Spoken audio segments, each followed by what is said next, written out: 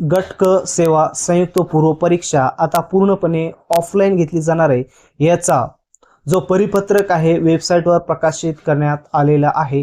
तसेच आता फॉर्म भरण्याची तारीख देखील वाढवून भेटलेली आहे। तुम्हाला आता हा फॉर्म 31 जुलैपर्यंत पूर्णपणे भरता येणार आहे। आणि तुम्हाला माहितीच आहे ऑफलाईन परीक्षा असेल तर सेंटर देखील ज्या ठिकाणी म्हणजे तुमचा ॲड्रेस आहे आधार कार्ड्सवर जे काही ॲड्रेस दिलेले आहे त्या लेवललाच तुम्हाला त्याचं एक्झाम सेंटर त्या ठिकाणी येणार आहे।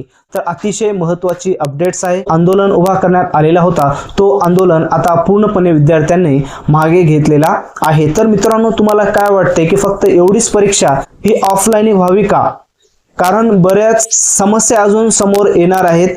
तर ही जी एक्झाम आहे ती इथून पुढे जेवढे काही एमपीएससी थ्रू एक्झाम घेतले जाणार आहेत आतापर्यंत आपण पाहतो अशी महाराष्ट्रातील कोणती एक्झाम राहणार नाही की जी एमपीएससी घेणार नाही। एकंदरीत सर्व एक्झाम आता एमपीएससी घेणार आहे। जे की विद्यार्थ्यांनी सुद्धा म्हटलं होतं की सरळ सेवा भरती सुद्धा एमपीएससी द्वारे घेतली जावी तर त्याच पद्धतीने होणार आहे। परंतु एक प्रश्न असा आहे विद्यार्थ्यांना की जी आता ही तर भरती एमपीएससी होणार आहे ती पण ऑफलाईन, परंतु आता इथून पुढे ज्या काही एक्झाम्स एमपीएससी घेणार आहेत ते पण सर्व एक्झाम ऑफलाईन पद्धतीनेच घेणार आहे का? सर्वात महत्त्वाचा प्रश्न आहे। तर तुम्हाला काय वाटते कमेंट्स बॉक्समध्ये कमेंट्स करा आणि हा व्हिडिओ तुमच्या मित्रांना शेअर करा। आणि ज्या विद्यार्थ्यांनी अजून ग्रुप सी चा फॉर्म भरलेला नाही तर मित्रांनो लवकरात लवकर फॉर्म भरून घ्या। आणि फॉर्म भरत असताना तुम्हाला पूर्णपणे एकदा फाईल अपडेट्स करायची आहे।